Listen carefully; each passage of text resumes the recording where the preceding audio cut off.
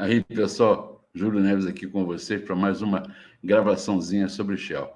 Veja só, moçada, existe uma lista muito boa de discussão de Shell no Telegram. Eu vou botar ela aqui embaixo para você ver. E no outro dia eu estava vendo lá um bate-papo que rolou sobre o comando eval. E citaram lá milhares de citações de textos, de livros, de artigos, etc., sobre o eval. E eu fui conferir o que falavam lá. A gente, no Brasil, a gente tem complexo de formiga. A gente sempre acha que a literatura em língua inglesa é melhor do que na língua brasileira, em PTBR. O que não é verdade, viu, gente? Pelo menos no que se baseia em Shell. Existem muito bons autores em Shell aqui no Brasil, como Aurélio, por exemplo. Eu devo ser um bom autor, porque eu estou na 12ª edição, devo ser um bom autor também. Mas existem outros autores aí também. Mas, moçada, e também existem muitos enroladores, tá? Diga-se de passagem. Mas o que eu queria dizer para vocês é o seguinte: a literatura é incompleta sobre o eval, mas, inclusive, no próprio MAN, no próprio Help, a literatura é incompleta. E aí eu resolvi escrever esse artiguinho aqui para vocês. Essa lista eu vou deixar aqui para vocês verem depois.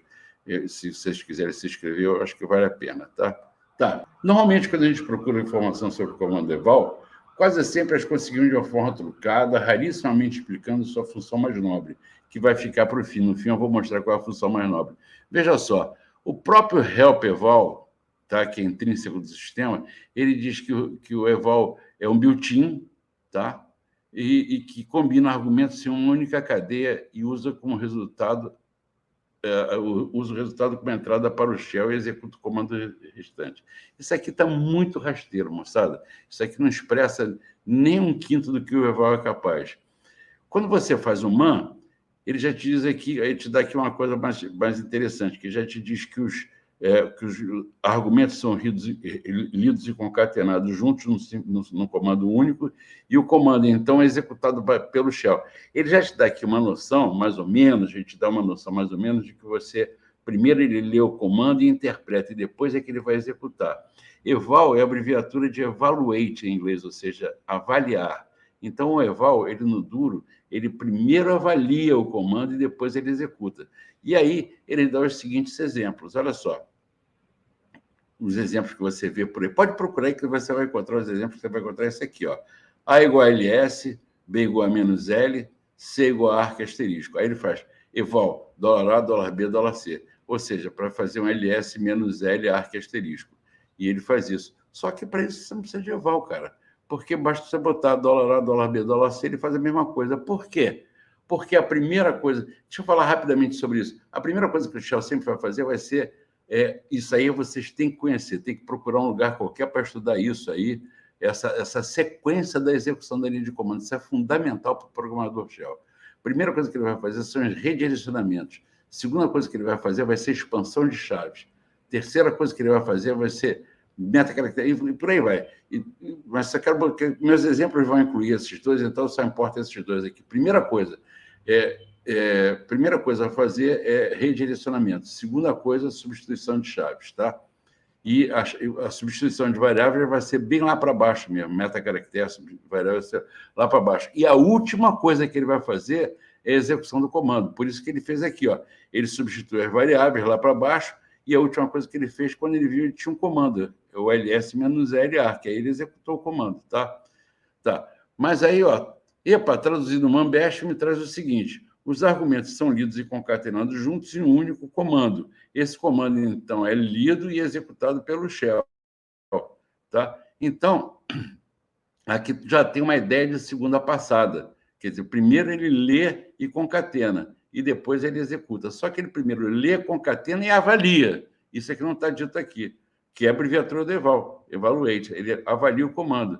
Então, forçando a barra, pode-se entender com isso que ele primeiramente interpreta os dados para formar o comando, tá? E depois interpreta tudo novamente em tempo de execução. E é isso aí que ele faz.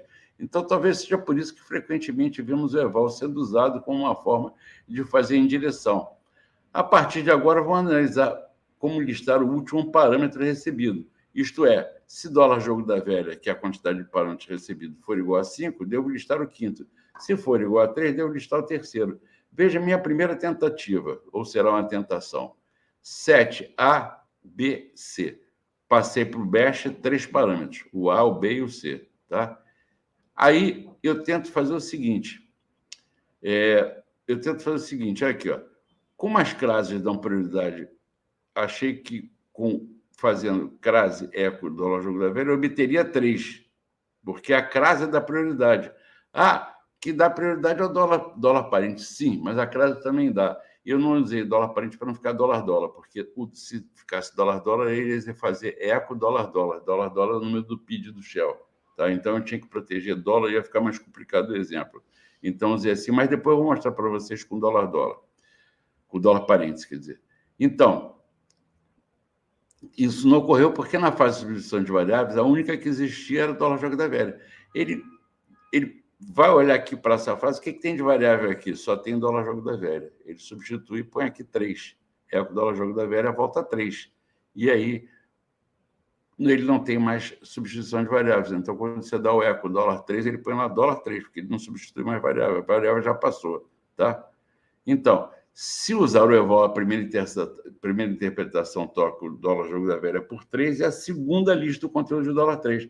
E aí é que vem o negócio da primeira avalia, aí vem uma série da primeira avalia e a segunda executa, as duas passadas. Então, se eu meter um eval aqui na frente, eval eco dólar jogo da velha, o que ele vai fazer? Ele vai avaliar, primeiro ele vai avaliar o que eu posso fazer aqui, é o que ele faz. Eu posso substituir o dólar jogo da velha, então o eco dólar jogo da velha vai ser 3. E na segunda ele faz o eco dólar 3 e volta a ser. Tá legal? O mesmo princípio pode ser aplicado quando uma variável armazena o nome de outra, cujo conteúdo queremos listar. Algo como apontador é igual a apontado. Tá? E a variável apontado está igual a show. Então, se eu der um eco, a minha esperança era a mesma coisa. Primeiro, esse eco dólar apontador aqui ia virar apontado, e em seguida eu ia fazer um eco dólar apontado, que ia fazer a show. Tá, eu ponho uma contrabarra aqui na frente, para ele não entender isso aqui como uma variável, e ele vai sair simplesmente dólar, vai sair simplesmente dólar apontado. Por quê? O mesmo problema. Na fase de execução disso aqui, só tinha uma variável que era o apontado. Então, ficou dólar apontado. Tá? Mesma coisa do outro. Simplificando, seria exatamente o mesmo que eu botar dólar, contrabarra dólar apontador. Então, ele vai substituir o dólar apontador por apontado, vai tirar a contrabarra, que ele tira a contrabarra sempre, e a contrabarra dele ele puxa lá fora do shell. Então, ficou ali o apontado. Então, se eu trago eval para brincadeira, vem aqui, eval eco, aí eu meto uma contrabarra aqui na frente, para que essa contrabarra aqui não tem necessidade, não, tá, moçada? Aqui é que eu tenho necessidade, porque no eval, eu tenho que proteger essa contrabarra, que é para ele não interpretar na primeira passada essa contrabarra. Na primeira passada, ele só vai fazer esse eco dólar apontador. Quando ele faz eco dólar apontador aqui, aí volta aqui apontado. E ele tira a contrabarra, que a contrabarra é dele. E na segunda passada, ele vai fazer eco dólar apontado, para botar show. Isso aí é uma função legal do eval. Isso aqui seria o mesmo que botar eco, contrabarra dólar apontador. Ele vai substituir na primeira passada dólar apontador por apontado, e vai tirar a contrabarra. Aí, em seguida, vai dar o eco, dólar apontado e vai botar a show. Maravilha, tá? Aparece perfeito, uma maravilha. E mesma coisa lá com dólar. Eu poderia ter feito aquele, com dólar jogo da velha. Eu poderia ter feito isso aqui, assim, com uma contrabarra dólar na frente, tá? Para não interpretar ele, depois fazer o dólar jogo da velha. O eval na primeira passada troca jogo da velha por dólar jogo da velha por 3, e na segunda ele dá um eco dólar 3 que vencer. Tá perfeito, mas não está perfeito. Essa não é a finalidade do eval. Por quê? Por que não está perfeito? É que isso aqui é muito melhor do que o eval. Apesar do eval ser muito melhor, porque é um built-in, mas isso aqui consegue ser mais melhor de bom, tá?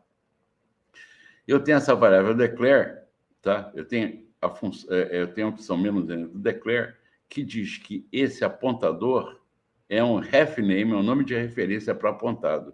Ou seja, ele é uma indireção de apontado. Então, o apontador ele aponta para apontado.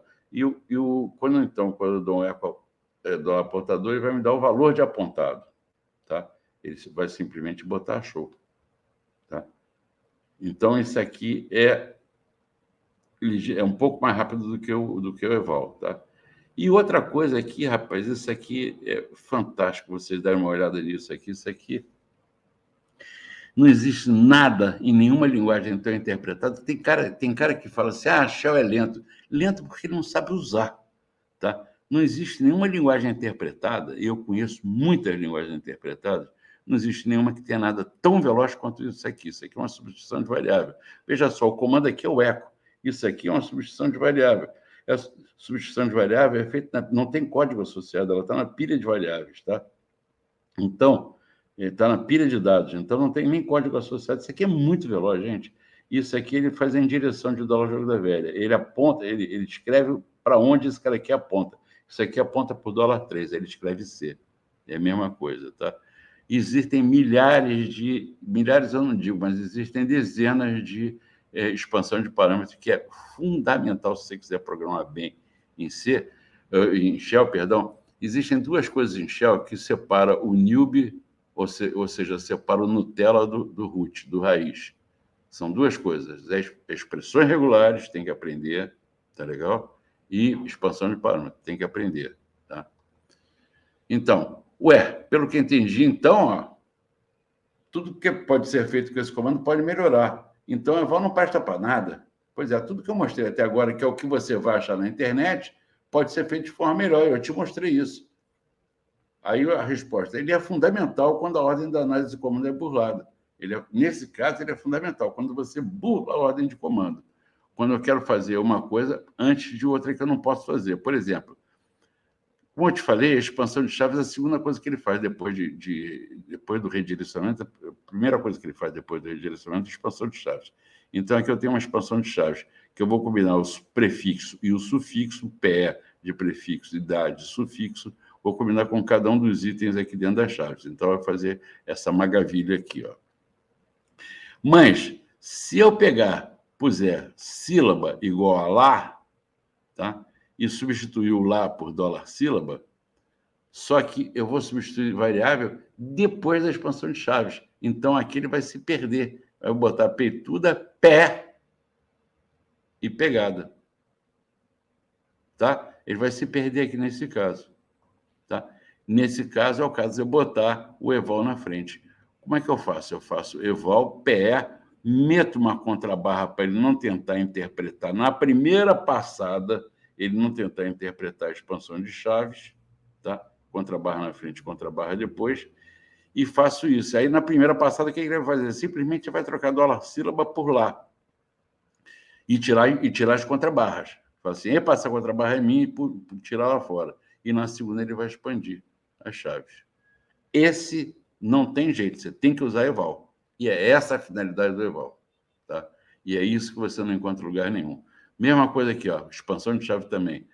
Eco a partir do 8 de 2 em 2 a partir do 8 até 2 de 2 em 2. Isso é assim, ó, início da sequência, fim da sequência e passo, tá?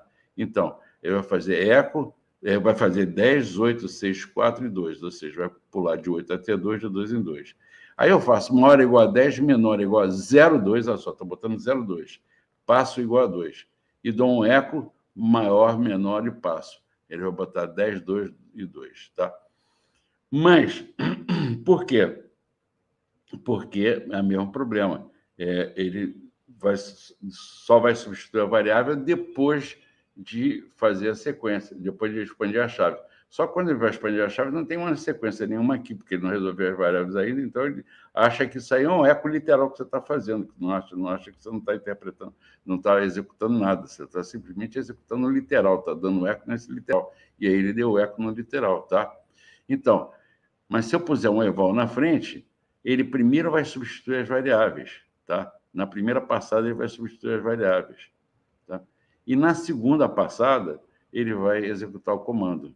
Então, repara aqui o seguinte, se eu estou fazendo aqui, agora com o menor está com 0,2, ele vai preceder tudo com 0, ou seja, ele vai fazer Se eu pusesse o 10, se eu pusesse o 10 aqui, como 010 aqui, como 2, ele ia fazer 010, 008, 006. Essa é a função. Olha só, um outro caso aqui, eu tenho que o maior que é igual a um sinal de maior que. Eco, linha 1, dólar maior que ARC. Eco, linha 1, maior ARC. O que ele está fazendo aqui? Ele, na hora de substituir, fazer o redirecionamento, ele não tem nenhum redirecionamento aqui. Então, ele simplesmente põe, escreveu. Quando ele substitui a variável, a fase de redirecionamento já passou. Então, ele escreveu simplesmente linha 1, maior ARC. Ele não botou nada no ARC.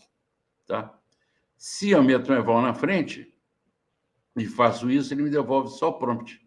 Não aconteceu nada. Por quê? Se eu agora vier e der um cat arc, ele vai botar aqui dentro do arc e tem linha 1. Ou seja, ele escreveu linha 1 para dentro do arquivo arc. Tá legal? Um outro exemplo aqui, ó. Eu tenho a variável tubo, eu crio uma variável tubo com uma barra vertical, ou seja, com um pipe. Minha variável tubo tem um pipe.